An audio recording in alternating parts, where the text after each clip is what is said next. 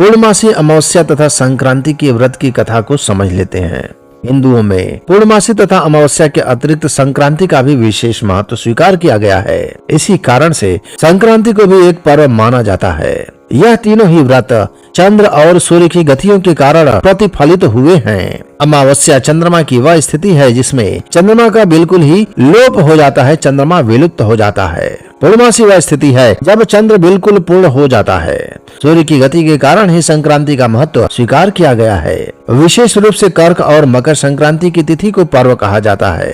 मकर संक्रांति को बोलचाल की भाषा में खिचड़ी के पर्व के नाम से जाना जाता है, जो कि प्रायः गणना करने के अनुसार प्रत्येक वर्ष 14 जनवरी को पड़ता है। इस दिन खिचड़ी बनाकर खाने और दान देने का विशेष फल है। महाभारत के मत के अनुसार किसी भी पर्व में दान करने से उस दान का 10 गुना फल प्राप्त होता है। व्रत की कथा।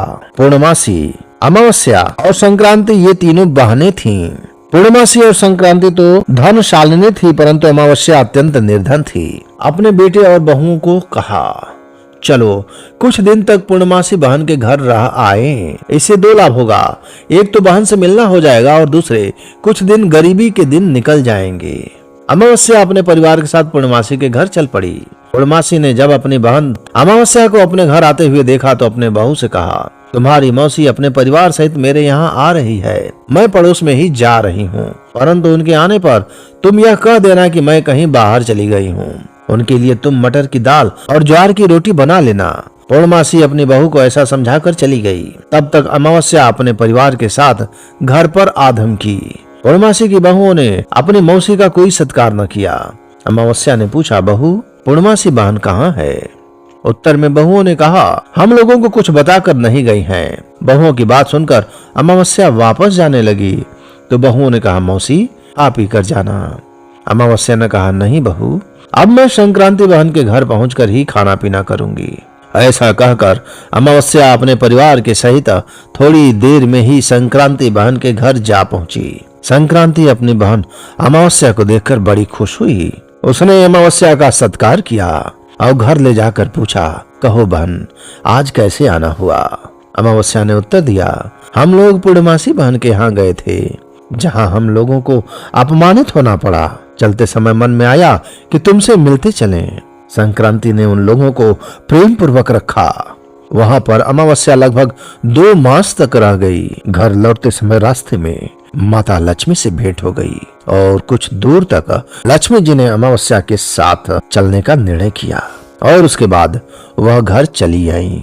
अमावस्या के दुख से द्रवित होकर के लक्ष्मी जी ने उसके घर पर अपनी कृपा भेज दी।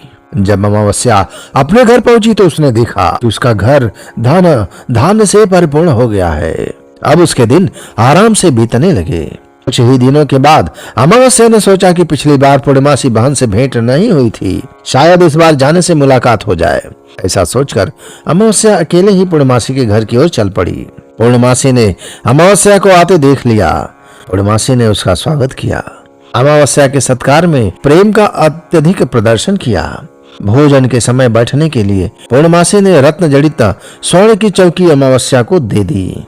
अमावस्या जमीन पर बैठ गई और जो आभूषण शरीर पर धारण कर रखा था उसे उसी चौकी पर उतार कर रख दिया और कहने लगी, जेवरे सोनवा जेवरे रूपवा मैं का जेऊ नकटा बुचवा। इतना कहकर अमावस्या अपने घर चली आई। उसी दिन से पूर्णमासी और अमावस्या में झगड़ा ठन गया और वे दोनों बहनें परस्पर दूर दूर रहने लगीं। उसी समय से फिर कभी उन दोनों बहनों का मिलन नहीं हो पाया। मित्रों, यदि आप मेरे चैनल पर नए हैं और इसी प्रकार के ज्ञानवर्धक पौराणिक वीडियो देखना चाहते हैं, जानना चाहते हैं, समझना चाहते हैं, व्रत कथा को, उनके मर्म को समझना चाहते हैं तो चैनल को सब्सक्राइब कर लीजिए।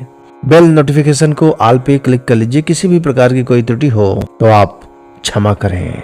सादर प्रणाम स्वीकार करें। महादेव कल्याण करें। ओम नमः शिवाय। जय श्री राम।